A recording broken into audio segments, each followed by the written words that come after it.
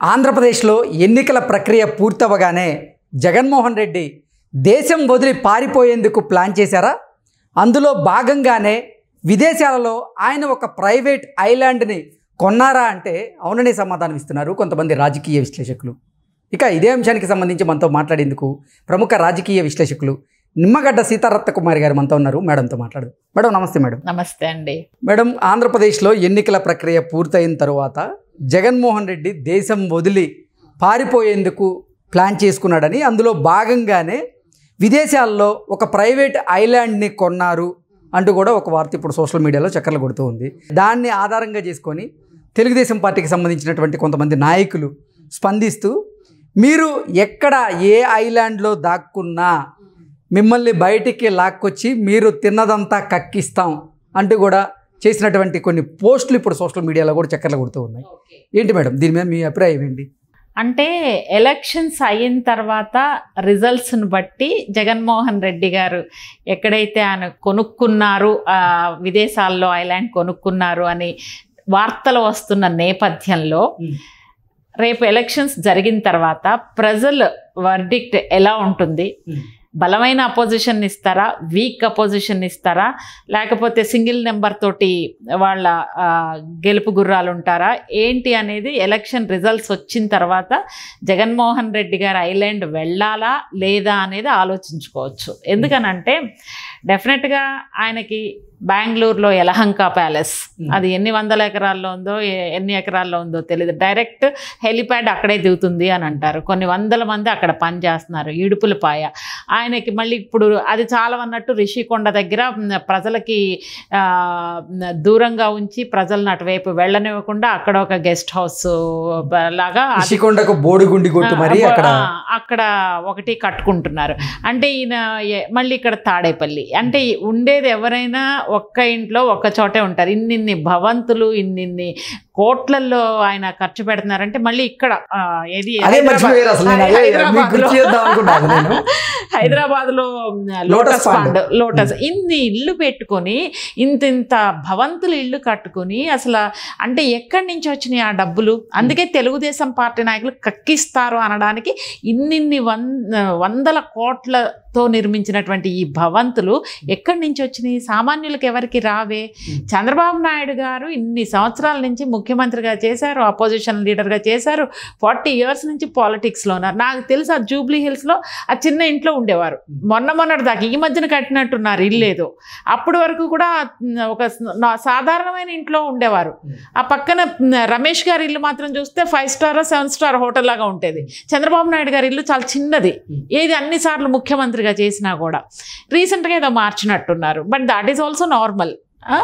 ఇటువంటి సందర్భంలో ఈయనకి ఇంత షార్ట్ పీరియడ్లో ఇన్ని భవంతులు కట్టారంటే డెఫినెట్గా విదేశాల్లో కూడా ఐలాండ్ కొనడానికి అవకాశాలు ఎక్కువే ఉన్నాయి. ఈ హిస్టరీని చూస్తుంటే అనిపించట్లా మీకు? ఈ చరిత్ర, యలహంక ప్యాలెస్, లోటస్ పాండ్, వాళ్ళ సొంత ఊరు తాడేపల్లి, ఇవన్నీ చూస్తుంటే ఇల్లు బాగా ఆయనకి వందల కోట్లలో నిర్మించిన భవంతులు ఉండడం ఆయనకి ఇష్టమేమో. సో ఆ ప్రాసెస్లో భాగంగా ఇవన్నీ ఆలోచిస్తుంటే కొని ఉండొచ్చు.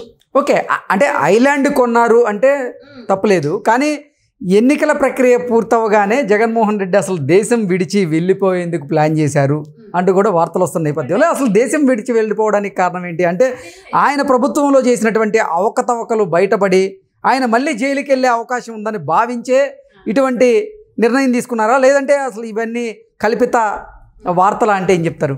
అంటే కల్పిత వార్తలు అని చెప్పలేము. కొనుక్కుని ఉండొచ్చు. అయితే ఇక్కడ అంత తొందరగా పారిపోతారని అనుకోలేము. ఎందుకనంటే ఎలక్షన్స్ వచ్చిన తర్వాత సింగిల్ డిజిట్లో వచ్చినా కూడా పారిపోలేరు. ఎందుకంటే ఆయన మీద అఫీషియల్గా ఎన్ఫోర్స్మెంట్ డైరెక్టరేట్ 43,000 కోట్లు ఆయన ఆస్తుల్ని సీజ్ చేశారు. అవి వదులుకుని ఆయన పారిపోడు. అది అఫీషియల్గా. అన్అఫీషియల్గా ఇంకా ఆయనకి ఎంత ఉందో ఆల్మోస్ట్ వాళ్ళ తండ్రి హయాంలో తర్వాత 1,00,000 కోట్లు తిన్నారు అనే అభియోగాలు ఉన్నాయి. అందులో 43,000 కోట్లు అఫీషియల్గా సీజ్ చేశారు. సో ఇటువంటి సందర్భంలో ఇన్ని కోట్ల ఆస్తిని వదులుకుని వెళ్ళిపోతారా అంటే డౌట్. ఇన్ని ఇక్కడ ఉన్నాయి. ఒకవేళ అలా పారిపోయే ఉద్దేశమే ఉంటే కనుక లుకౌట్ జారీ చేస్తారు. Lookout అలాంటి notice. లుకౌట్ నోటీస్ జారీ చేయడానికి అవకాశం ఉంది. సో నేను అనుకోవడం ఏంటంటే వెళ్ళకపోవడానికి అవకాశాలు ఎక్కువ ఉంటాయి. ఎందుకనంటే ఒకటి, ఇన్ని కోట్ల వేల కోట్లు, ఇన్ని ఆస్తులు, సాక్షి, ఇవి అవి, భారతీయ సిమెంట్ చాలా ఉన్నాయి వాళ్ళకి, అవన్నీ వదులుకుని వెళ్ళలేరు.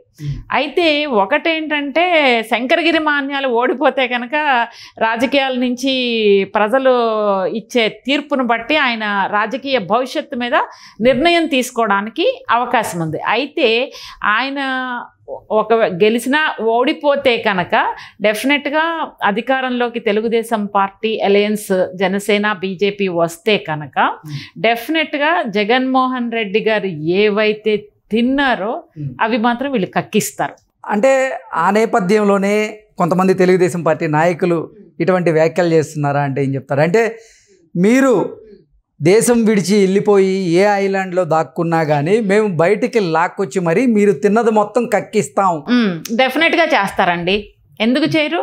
ఏమన్నా మామూలు చిన్న చితక స్కామ్లా అవన్నీను 100,000 కోట్లలో చేశారంటే ఏ రేంజ్లో చేసినట్లు లెక్కండి. ఆశ్చర్యకరమైన విషయం ఏంటంటే జగన్మోహన్ రెడ్డి గారు విశ్వసనీయత, మడమ తిప్పని ఇలాంటి మాటలు మాట్లాడుతుంటే చాలా ఆశ్చర్యంగా ఉంటుందండి. అవినీతి గురించి మాట్లాడుతుంటే ఇంకా అసలు మనం నోరెళ్ళబెట్టాలి. జగన్మోహన్ రెడ్డి గారు కరప్షన్ కంట్రోల్ గురించి మాట్లాడి విశ్వసనీయత గురించి ఆయన మాట్లాడుతుంటే మాత్రం జనాలు పిచ్చోళ్ళు అనుకుని మాట్లాడుతున్నారు. ఆయన విశ్వసనీయత గురించి ఆయన మాట్లాడతారా? అమరావతిని రాజధాని చేయడానికి సాక్షాత్తు అసెంబ్లీ సాక్షిగా అపోజిషన్ లీడర్గా ఒప్పుకున్న తర్వాత మాట తిప్పి మడమ తిప్పాడు. ఏ విషయంలో చూసుకున్నా కూడా ఎస్సీ ఎస్టీలు నా అన్నదమ్ములు, నా అక్క చెల్లెళ్ళు అని మాట్లాడతారు. ఈ రోజున గిరిజన పుత్రులు, గిరిపుత్రులు వాళ్ళ ఉన్నటువంటి మన్యంలో నుంచి రోడ్డు మీదకి వచ్చి హాస్పిటల్కి రావడానికి అక్కడ ఉన్న మన మహిళలు, గిరిజన మహిళలు ఎవరైతే ఉన్నారో గర్భవతి అయిన అమ్మాయిని 4 మోసుకుని వచ్చి సిటీకి వచ్చి 20 కిలోమీటర్లు 25 కిలోమీటర్లు మోసుకుని వస్తుంటే ఏమైపోయారు నీ ఎస్సీ ఎస్టీ బీసీని చేసే అక్క చెల్లెళ్ళు? ఏం చేయవా? అందులో కూడా ఉప ముఖ్యమంత్రి రాజన్న ఇంకా వాళ్ళ ఎమ్మెల్యేలు ఉన్న ప్లేస్లోనే ఈ మన్యం మహిళలు ఎంత ఇబ్బంది పడుతున్నారు ఆసుపత్రులకి. మీరేం చేస్తున్నారు? ఇదన్నీ మాట తిప్పి మడమ తిప్పడం కాదా? అంటే చెప్పేది ఒకటి, చేసేది ఒకటి, మసిపూసి మారేడుకాయ చేయడం ఒకటేంటంటే అండి, వీళ్ళు ఎక్కడ ఎలక్షన్స్ అయిన తర్వాత వాళ్ళు చేసిన పాపాలు వాళ్ళకి తెలుసు. వాళ్ళ అపోజిషన్ని ఎంత అవమానపరిచారో వాళ్ళకి తెలుసు, ఎంత హ్యూమిలియేట్ చేశారో వాళ్ళకి తెలుసు. సొంత అక్క చెల్లెళ్ళని ఆయన షర్మిల గారిని, సునీత గారిని ఎంత మానసిక వేదనకు గురి చేశారో అందరికీ తెలుసు. ఇన్ని పాపాలు చేసినటువంటి జగన్మోహన్ రెడ్డి గారు రేపు అధికారంలోకి రాకపోతే కనుక ఐలాండ్ వెళ్ళటానికి అవకాశాలు తక్కువ, ఎందుకంటే కేసులు ఉన్నాయి కాబట్టి. కానీ ఎక్కడో ఒక చోట అండర్ వరల్డ్కో దాక్కోవడమో ఏదో ఒకటి చేయొచ్చు. అప్పుడు తెలుగుదేశం పార్టీ వాళ్ళు లాక్కొచ్చి పబ్లిక్లో నిలబెట్టి కక్కించడానికి డెఫినెట్గా అవకాశాలు ఉన్నాయి. ఇప్పుడు ఆయన ఎక్కడ దాక్కున్నా సద్దాం హుస్సేన్ ఉన్నారండి ఇరాక్. ఆయన లాస్ట్లో యుఎస్ యుద్ధానికి వెళ్ళినప్పుడు లాస్ట్లో ఇంకా ఏది అప్రతిహతంగా ఇరాక్ని పరిపాలించినటువంటి నాయకుడు సద్దాం హుస్సేన్, కరుడుగట్టినటువంటి డెస్పాట్ నియంత.